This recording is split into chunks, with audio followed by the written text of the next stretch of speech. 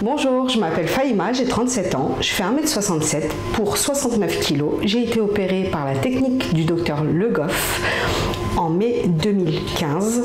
J'ai été à 120 kg et je suis redescendue à 55 kg. J'ai perdu environ 65 kg en 2 ans.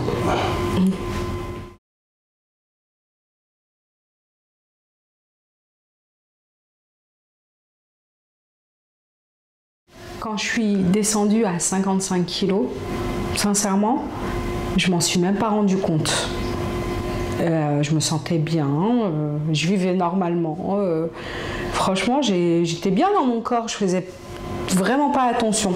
Déjà que je faisais pas attention quand j'étais obèse, alors là, à 55 kg, je faisais encore moins attention.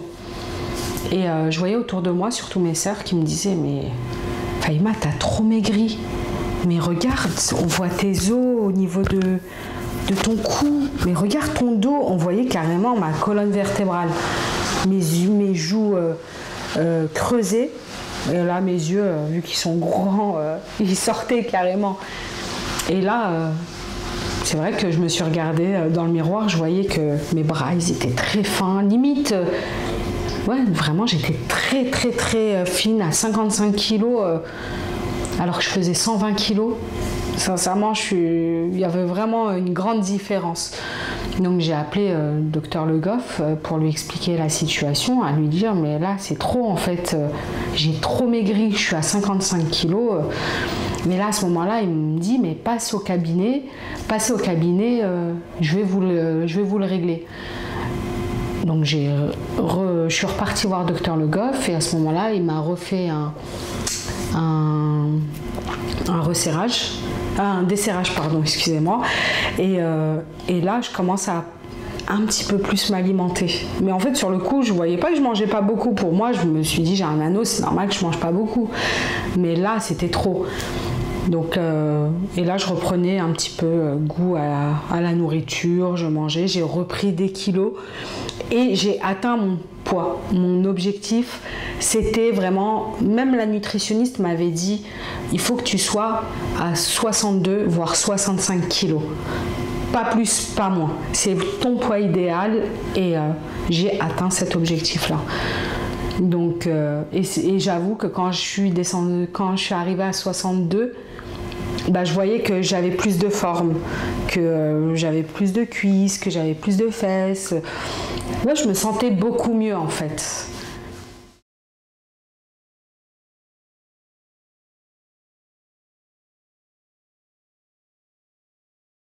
Après le resserrage du docteur Le Goff, j'ai été revoir mon pneumologue parce que moi, ma première hantise, c'était l'apnée. Sur le coup, j'y ai pas pensé pendant les mois avant d'aller voir le pneumologue.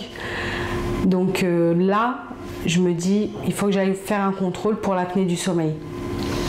Et là, je vais voir le pneumologue. Déjà, il me reconnaît même pas. Il me regarde, il me dit, mais Faïma? Je lui dis oui. Il me dit, mais vous avez perdu du poids, vous avez fait comment et tout? Je dis, bah voilà, je me suis fait opérer de la technique Le Goff. Il me dit, mais c'est top et tout, il y a du résultat et tout. Je dis, bah oui docteur, je lui dis, vous m'avez dit de perdre du poids pour que l'apnée du sommeil disparaisse. Et là, il me dit, ok, il me dit, on va contrôler l'apnée du sommeil. Donc je vous donne un petit boîtier, vous rentrez chez vous et vous faites le test cette nuit. Et vous me ramenez l'appareil pour voir si l'apnée disparaît.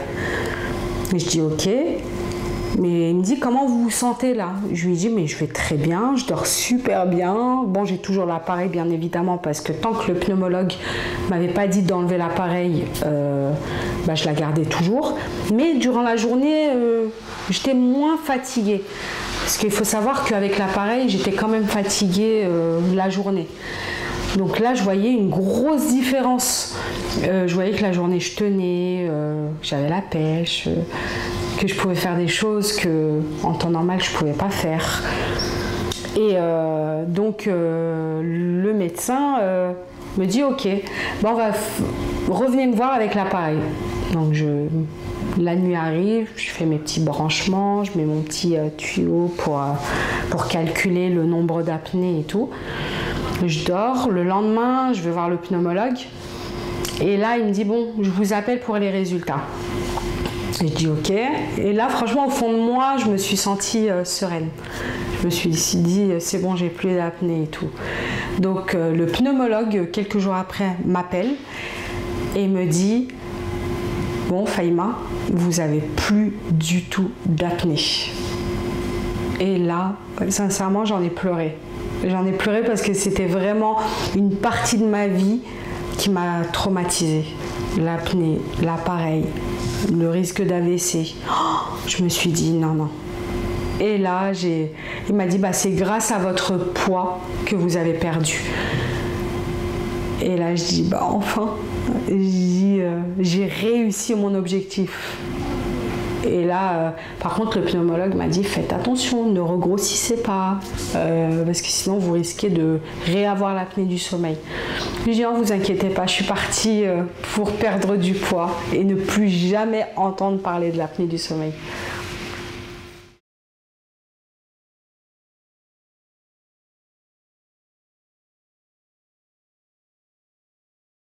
Donc pendant ma convalescence à la maison,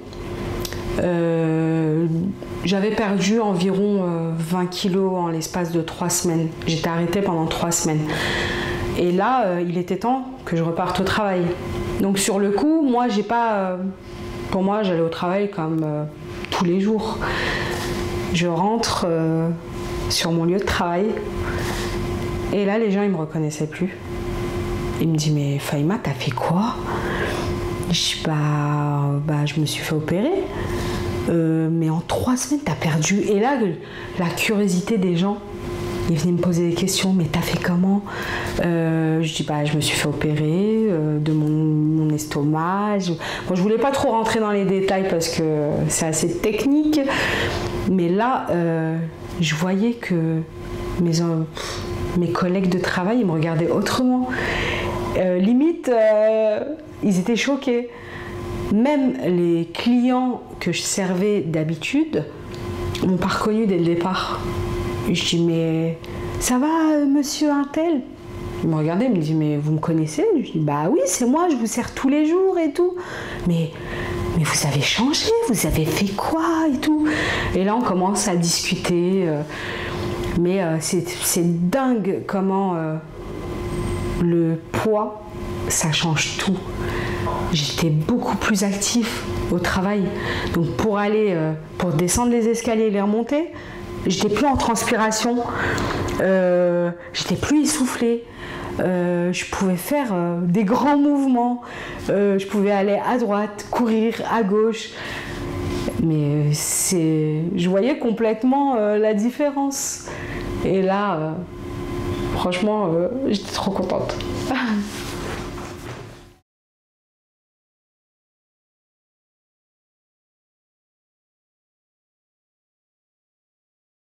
J'ai pu croiser mes copines qui ont eu recours à la sleeve. Donc elle ne m'avait pas vue depuis mon opération. Donc elle a vu aussi du changement. Donc elle me posait la question, est-ce que ça s'est bien passé? Je dis bah écoute, regarde, tout va bien. Et je lui dis mais toi t'as eu... je lui posais des questions par rapport à sa sleeve et tout. Je lui dis toi ça va et tout. Elle me dit des fois je suis fatiguée. Elle me dit des fois je perds mes cheveux. Je lui dis mais t'as été consultée et tout? Elle me dit oui, je suis en manque de plein de petites choses. Sans rentrer dans les détails bien évidemment parce qu'elle me l'a pas dit. Elle m'a dit oui voilà je suis en manque de plein de petites choses et tout. Et elle me dit et toi t'as eu ces trucs là quand tu t'es fait opérer et tout? Je lui dis mais non moi je vais très bien. J'ai pas de problème de cheveux, je suis en pleine forme, j'ai de la vitamine. Après elle me dit ah ouais d'accord ok.